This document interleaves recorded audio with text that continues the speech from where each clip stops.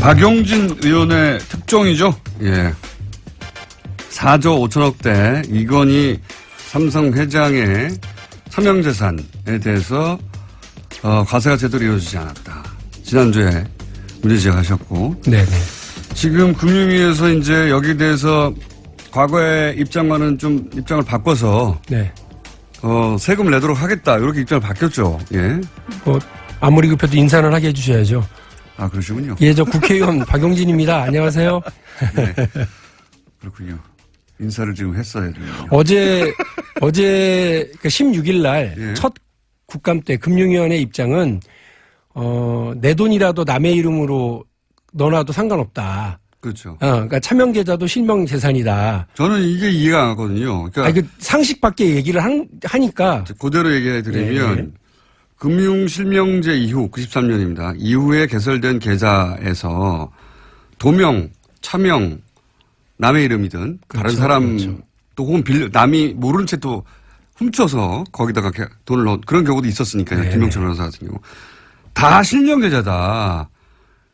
그래서 비실명 자산이 아니다. 이렇게 금융위가 얘기를 했었잖아요. 그렇죠. 저는 이 논리 자체가 근본적으로 이해가 안 갔거든요. 다른 사람의 이름으로 했으면 무조건 금융실명제 위반이라고 생각하고 있었는데 금융위는 비실명 자산이 아니다. 주인이 있는 돈은. 그래서 금융위가 욕을 먹었던 거고요. 네. 이번에도 결국은 아마 금융위 사상 처음으로 이렇게 백기투항이라고 하는 소리를 들을 만큼 입장을 바꾼 거예요. 이번에는 입장을 바꿨죠. 예. 어떻게 바꿨습니까? 금융위가 어저께 오전에 금융위원장이 저한테 대답을 한 것은 이제 세 가지 조건이 있습니다. 검찰 수사 결과, 국세청의 조사 결과, 그리고 금융감독원의 검사 결과 이 세 가지 경우에 국가기관에 의해서 확인이 되면 차명계좌임이 확인이 되면 남의 돈을 넣어놓은 게 확인이 되면 그거는 금융실명법 5조에 해당하는 비실명 재산으로 봐서 과징금 및 과세 대상입니다. 라고 확인을 한 겁니다. 그래서 제가 역으로 다시 물었습니다.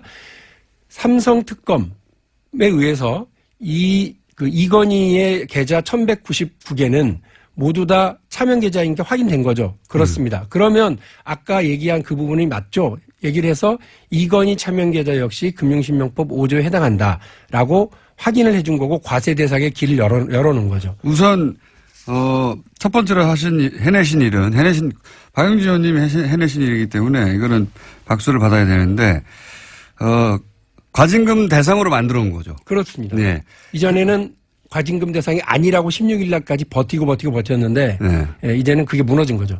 이게 말이 도명, 차명, 실명, 비실명 나와서 그런데 금융위의 주장은 금융실명제 이후에도 다른 사람 이름으로 해도 그게 자기 돈이기만 하면 금융실명제 위반이 아니다라고 주장한 거예요. 계좌를 연 사람이 실제 존재하는 사람이면 된다는 거예요. 이게 말이 안 되는 게 돈의 주인은 항상 있죠. 누군가가 자기가 그 돈의 주인이라는 걸 숨기려고 차명으로 한 거를 막겠다고 실시한 게 금융실명제인데 금융실명제 근본적인 취지에 위반되는 해석이죠, 이게. 그렇습니다. 금융실명제 도입 취지에도 위반되고요. 국민적 상식에도 위반됩니다. 우리 국민들 은행 가서 계좌 하나 열려고 그러면 서류 몇 개에다가 서명을 하고 주민등록증 까야 되고 자기가 누군지 다 밝혀야 되고 다 이런 과정을 거치는데 돈 많은 사람, 권력 있는 사람들은 이런 과정 없이 그냥 이렇게 해왔다는 거예요. 다른 사람, 숨기고. 근데 그것도 불법이 아니라는 거 아닙니까? 그것도 아니고 세금도 더 많이 안 때린다 이런 거죠. 그러면 금융실명제가 아닌 거죠. 금융실명제가 거꾸로 서 있었던 거죠. 그거를 이번에, 근데 그게 이제 일반인들한테 적용이 안 되고 재벌들한테 그렇게 적용이 됐었다. 그렇습니다. 그거를 삼성 이건희 회장의 비자금 4억 5천 세금이 어떻게 됐지 찾다가 발견하신 거고. 그렇습니다. 예. 금융위는 그게 맞다고 주장하다가 이제 이 시대가 바뀌었구나. 이게 우리 이렇게 가면 큰일 나겠다. 삼성만 봐주려고 이렇게 했던 거 아니야?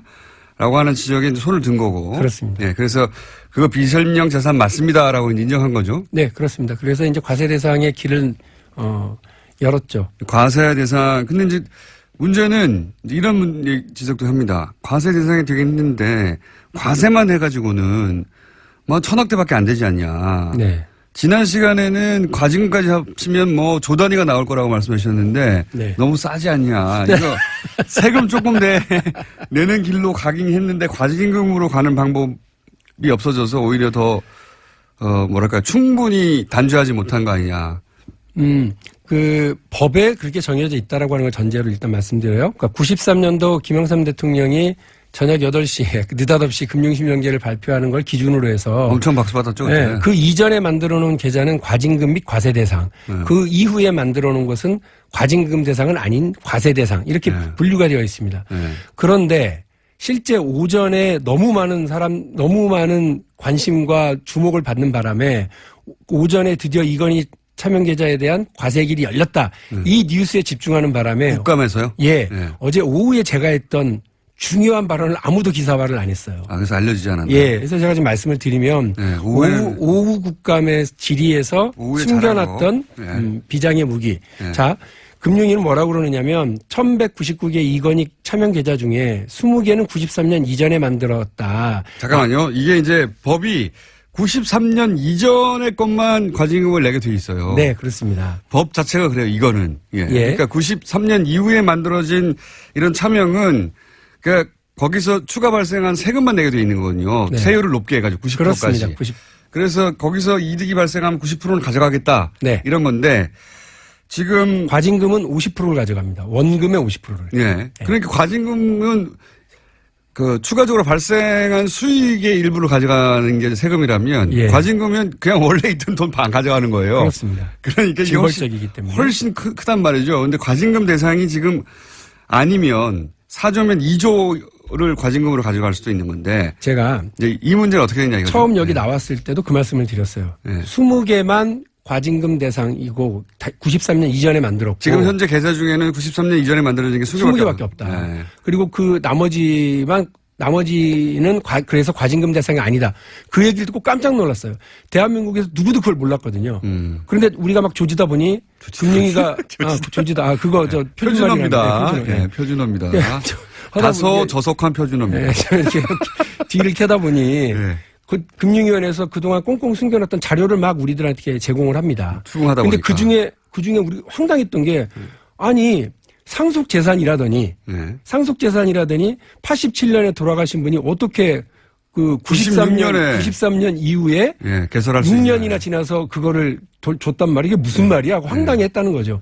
그러나 어쨌든 그 조사 결과 20개만 93년 이전에 했다고 그러니 그 20개만 과징금 대상인가 보다. 그러나 그 20개는 실명 전환을 했다. 이렇게 해서 과징금 대상에서 빠져나갔다라고 우리한테 설명을 했단 말이에요. 오후 질의에 우리가 뭘 물어봤냐면 그 20개가 원래는 이건희 명의가 아니죠. 이건희 명의가 아니었습니다. 차명이었습니다.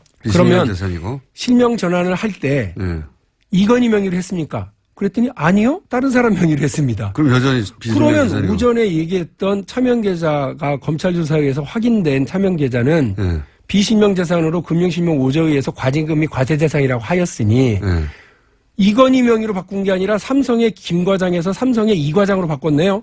그렇습니다. 그럼 그것도 대상이죠. 그렇네요. 이렇게 답이 나왔어요. 그리고 또 하나. 과징금 대상을 20개를 찾으셨고. 찾았습니다. 그다음에 1199개 중에 176개는 실명으로 본인인 것이 확인되어서 징계 대상이 아니어서 빼놓은 거예요. 검사 대상이 아니었던 거예요. 근데 그거는 그 176개입니다. 근데 176개는 과징금 대상인 93년 이전 건지 이후 건지를 그것도 확인을 안 한 거예요. 거기서. 우리한테 보고도 안 했어요. 그러면 그래서 물었죠. 그 176개는 이건희 명의냐 아니냐. 이건희 명의가 아닙니다. 다 명의가 아니니까. 그러면 오전에 확인한 대로 이것도 차명계좌, 이것도 비실명. 검찰 조사에 의해서 확인된 비실명 재산.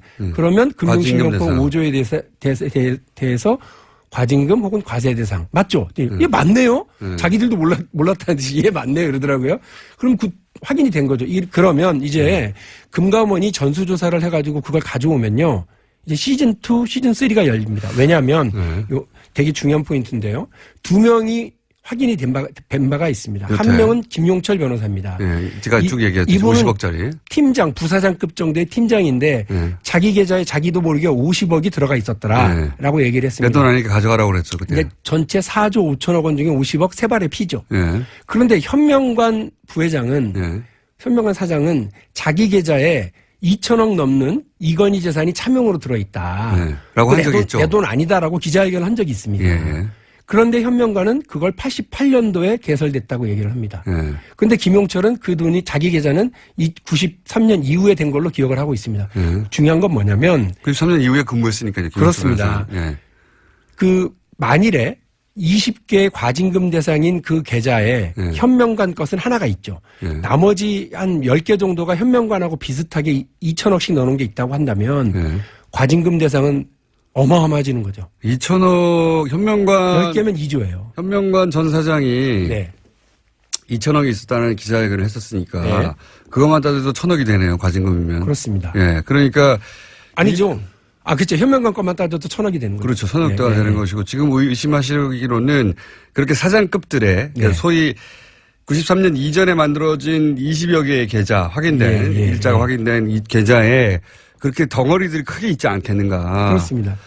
그러니까 이것도 사실은 다른 경로를 통해서 들은 건데 1199개 계좌 중에 대부분은 소소하다. 네. 소소한 게 10억에서 한 5, 60억 정도. 네, 우리한테는 소소하고. 소소하지 않지만. 네. 네.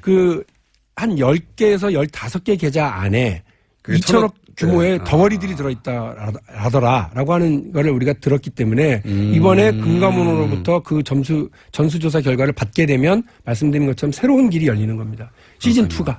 그러니까 일단 93년 이전에 개설되어 있던 차명 계좌의 금액을 확인하면 그 금액들은 다 절반까지 과징금 대상으로 그렇습니다. 만들 수 있다. 과징금 및 과세 대상입니다. 근데 그 덩어리들이 클 것으로 예상하고 있다. 그렇습니다. 지금으로서는. 그렇습니다. 현명관 전 사장의 기자회견을 견주어 보건데 그때 사장급들에게는 그렇게 큰 돈을 넣지 않았을까. 오래 근무한. 그렇습니다. 믿을 만한 사람한테 많이 주고 못 믿을 사람은 한 10억, 50억 정도로 했던 것 같아요. 저도 못 믿을 텐데 삼성이. 제 계좌도 좀 활용해 줬으면 좋겠네요. 아니 저는 50까지 바라지도 않아요. 5천만 원 정도라도 어떻게 저렴하게. 그런데 중요한 건 어제 오전에 금융위원회가 자기들 창립 이후에 최초로 정치인에게 자기들의 잘못을 반성하고 손을 드는 거에는 여러 가지 이유가 있어요. 박용진 의원이 했다는 저도 잘났지만 그럼에도 불구하고 정권이 바뀌지 않았더라면 그리고 이 정부가 그런 의지가 분명하지 않았다면 어려웠을 거라고 봐요. 이명박 대통령, 박근혜 대통령 때는 이거 몰랐나요? 알고 있는 사람들이 있을 텐데 아무도 문제지가 않아요. 알고도 쭉 그냥 간 거고요. 두 번째로는 공감이도 버텼겠죠. 우리 더불어민주당 의원들의 그 협업도 되게 잘했어요. 훌륭하게 잘해주셨고. 본인이 제일 잘했고 일단요. 그리고 이 방송의 힘도 대단했어요. 예. 어쨌든 엄청난 압박이 되는. 저희도 잘했고 다 잘한 것으로. 그 덕분에 여기까지 온 것 같고요. 어제 오전에 일단 무너뜨려 놨으니까 이제부터 제가 말씀드린 시즌2, 시즌3로 가기 위한 추후 작업들은 계속해서 당 전체적으로 가겠습니다. 박용진 의원입니다.